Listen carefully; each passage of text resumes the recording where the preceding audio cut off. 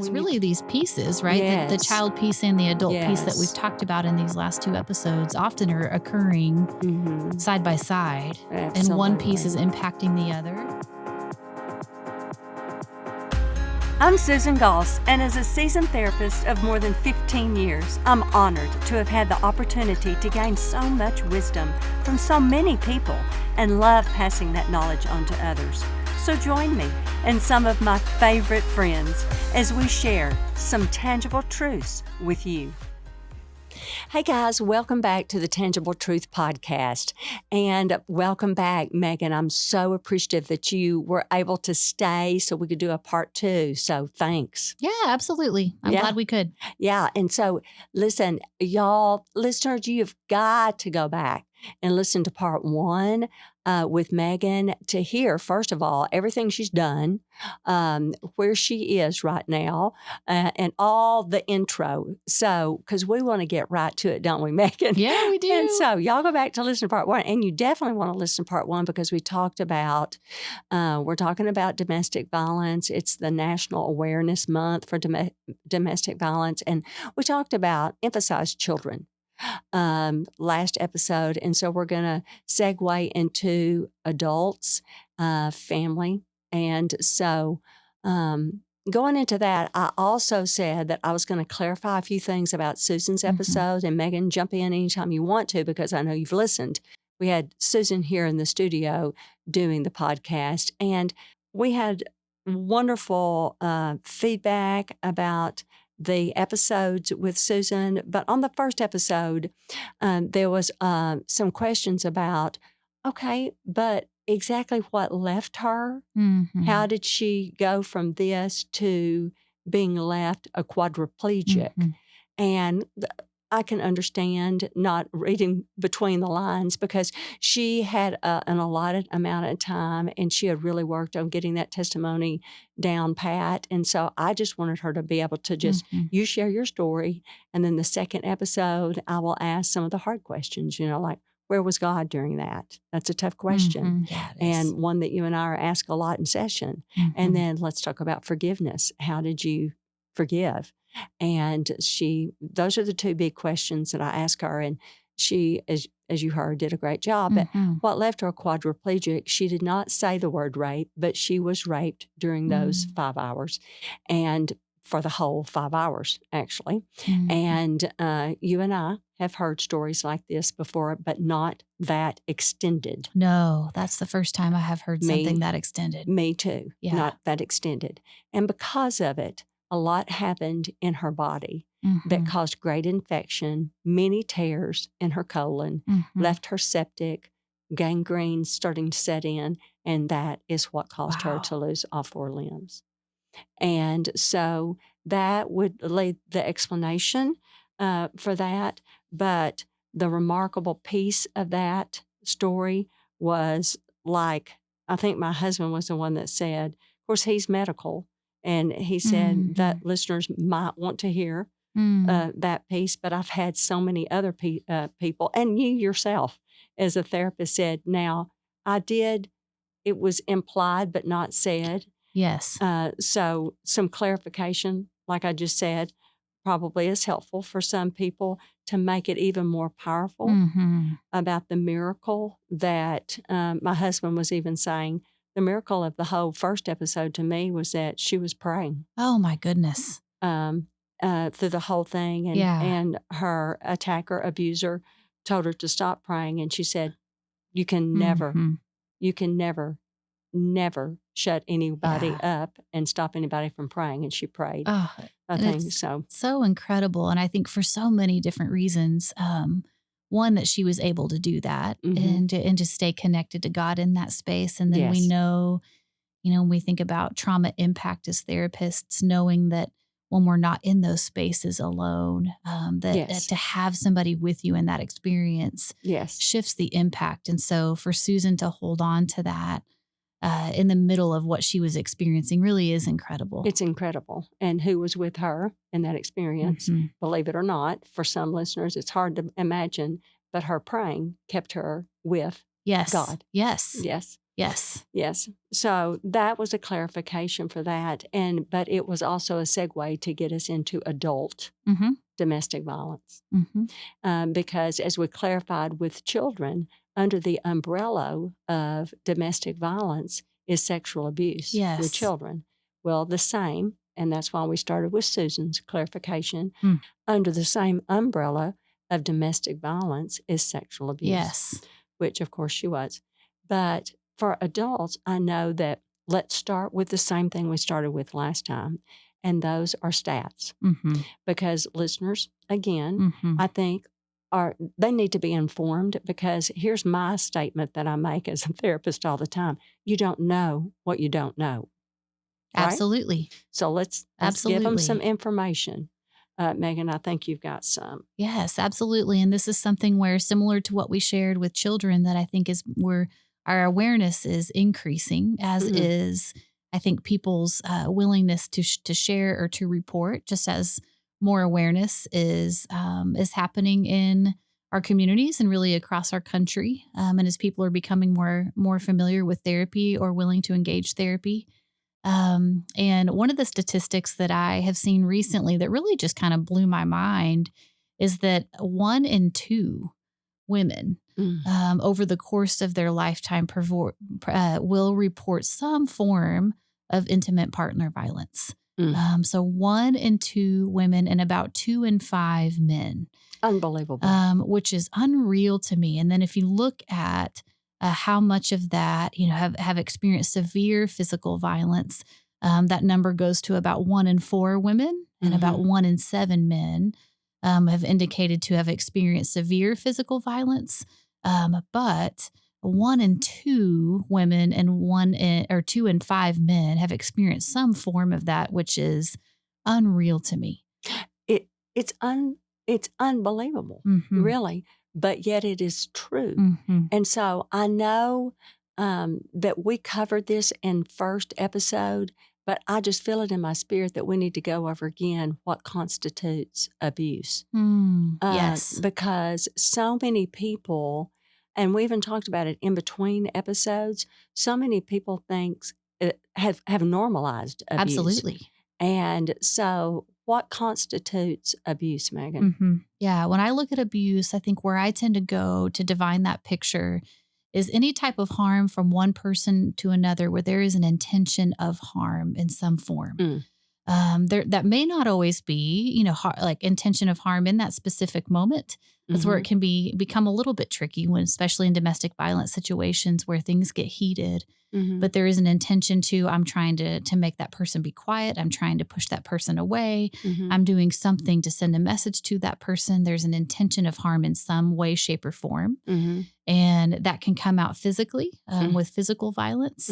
That can be sexual. And even can lean into realms of sexual coercion, where there's some form of, I'm going to use you to meet a need that I have. That can also be verbal or emotional, where the harm comes out via words or actions that happen relationally. But at the core, I think that when I think of abuse, it is that there is some form of harm from one person to another that has some form of intention behind it. Oh, I love that definition, although I hate it that it happens, but the definition is clear. And in that light, there are some more stats that we have, correct? Do you have any more, or am I the one that's going up next? Listeners, this is live, so hang with us. I've got one, and this one actually is from the National Library of Medicine. Oh, wow. Okay, so this is a different... among homicides in the United States, intimate partners kill almost 50% of female and 10% of male victims. Intimate partner violence also contributes to an estimated 6% of suicide. So homicides is what we're talking about here. 50% of female and 10% of male are connected to domestic violence, and specifically intimate partner violence. Yes. Wow. And this is from the medical side. And this was in 2023. So just recently. And that reminds me of a couple others I've seen as well. Just looking at the year 2023, I know was a record year for domestic abuse reporting. And so Women's Aid, which is an organization that works specifically with women in domestic violence, reported a record high for abuse disclosures in 2023. And then next to that, we also saw a 12% increase in protection orders across our nation and 17% increase in domestic violence related homicides as a whole. Okay. And so all of these statistics that are pretty recent, it's showing some pretty alarming trends and increases. And increases.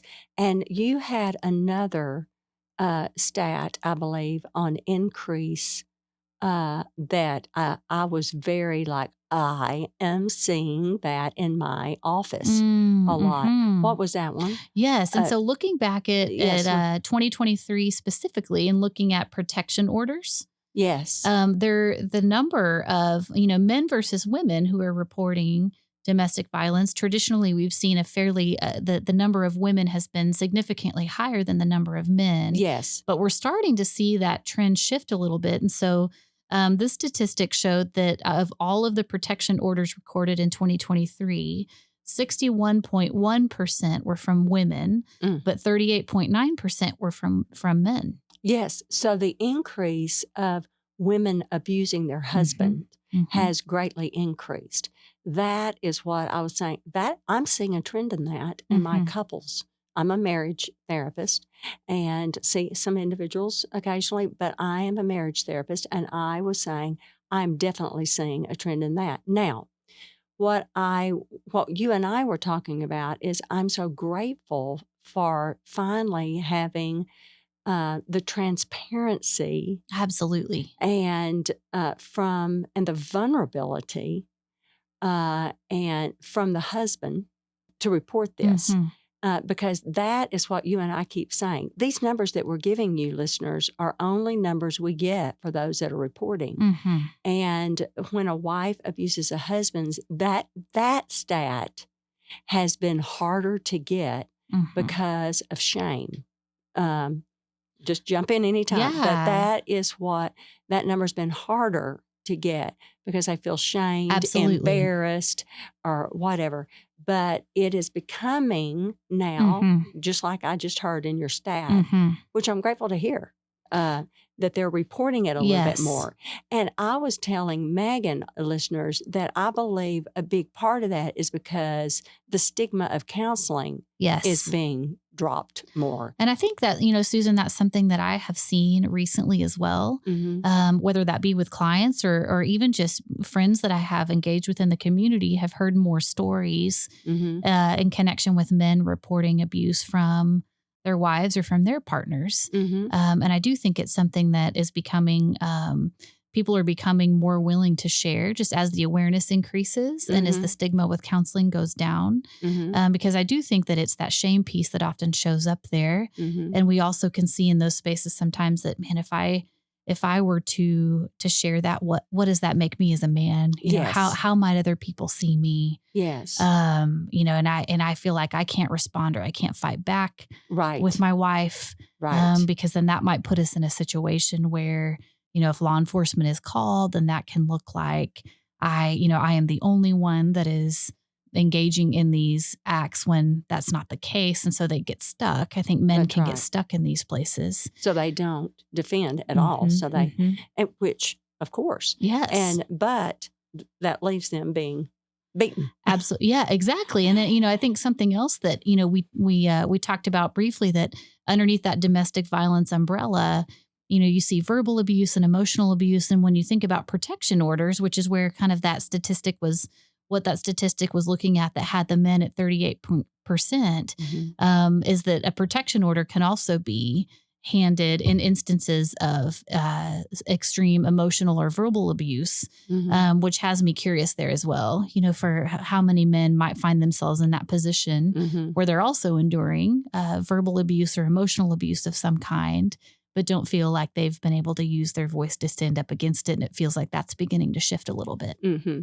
And generally, you just don't hear about this type of abuse. I mean, it's not talked about as much publicly as it is the reverse. Absolutely. A male with his with his partner Mm-hmm. or a husband hitting his wife. Mm-hmm. You don't hear that about it as much as that, Mm-hmm. which is a higher stat. Mm-hmm. Still, Mm-hmm. women are abused in the marriage relationship. At higher rates. At higher rates, very much. So statistically, what we're saying, listeners, is the opposite stat is rising right now. And it's because it's being reported more. But still, definitely, the opposite is the higher stat. Yes. Still.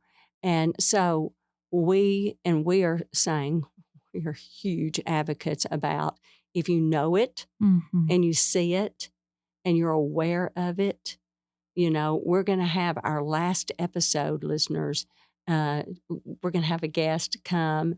And it may be Megan again, I don't know, but Megan's going to get us in touch with somebody that can gently tell us exactly what do you do if you hear if you know your neighbor. Let's say your neighbor is married, and you say that the wife of that couple has told you, disclosed to you, I'm making something up. This is not a case study of mine. Let me make this perfectly clear. But we know that this kind of stuff goes on. If supper's not ready by 5, you know that they're going to get the mess beat out of them. Okay, if you know that's going on, which that goes on, right, Megan? Oh, absolutely. I'm not making this stuff up. No. Then what do you do about that? You need to know what you need to do. And I'm glad that will be something that's shared as well, because often I think being in those places, it can feel so helpless when you know that that's happening, or even if you're wondering if it's happening and wonder, how can I approach that? How can I engage that person? And it can feel like such a stuck space. And so I'm really thankful that the podcast is going to be able to share some more information on that for listeners as well. And typically, and I'm thrilled that the Child Advocacy has changed their name to Child and Family Advocacy, because it needs the family unit. We know this is, I'm a systems therapy. So you're always saying, what makes this make sense? Yes. When you have the family together, wow. That makes everything make sense. Absolutely. Because really these pieces, right? Yes. The child piece and the adult piece that we've talked about in these last 2 episodes often are occurring side by side. Absolutely. And one piece is impacting the other. Or these children, if they grow up and they have not been able to experience healing, they're more likely to find themselves in a domestic abuse situation, whether as the aggressor or as the victim, either way. And it is said that pattern is more powerful than choice. So if you do not, and think about that, listeners, pattern is more powerful than choice. So if you're raised, if you're in an environment, you're even talking about secondary trauma. Yes. You said something about 60%. You're not the child, you're not the adult that's being abused, but you're watching it the whole time. You said that stat was 60%. If you've watched it all your life, or you're the one that's being abused, if that's all you have known, that is so normalized for you that now you have a baby. They're screaming, they're crying, they've got colic, they never stop crying, they've got gas, they're pooping all the time, all the things. All the things that happen with a newborn. You pick up that baby, what are you going to do? That pattern is more powerful than choice. And in that moment, you've got to, that is why the family, working with the family is so important, because as therapists, we know, okay, we've got to work with, now therapeutic term is we need to work on, in systems therapy, we need to work with a family in a second order change, working on changing true patterns for a lifetime.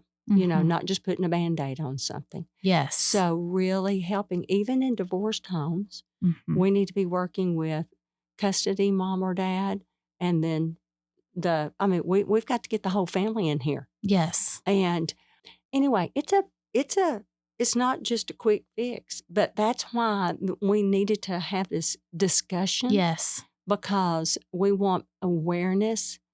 You don't know what you don't know. And that's where it begins. It's awareness. Is the awareness piece and seeing, okay, this is here. This is happening at this rate. And we're not alone in this. If this is something, I can imagine that there may be listeners that have this in their story in one way or another. And so just to know, okay, I'm not alone in this. There's actually a pretty significant percentage of the population that's engaged this or that has walked through this in some way.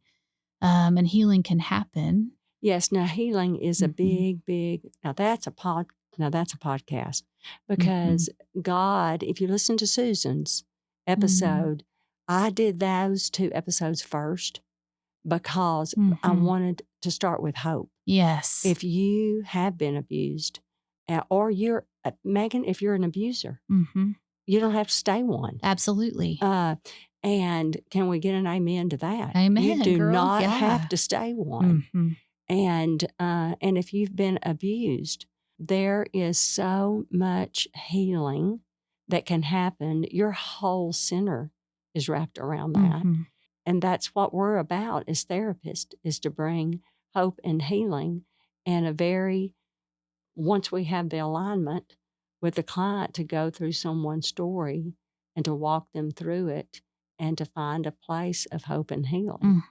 So counseling's not a faux pas anymore. It's not a bad word anymore. It's not a bad word anymore. Yes. We have some incredible counselors. Yes, we do. Here in Northwest Arkansas, but I also know in other areas of the country as well. Yes, no matter who's listening. So thank you, listeners, and thank you so much, Megan. All this information, Carrie's going to put the information that you might need in the podcast description back from part 1 and part 2. If you need help in any way, that's where you need to go. So thank you for listening, and we will see you next episode where we'll have another guest telling us what to do and where to go. Okay, thank you. Bye-bye.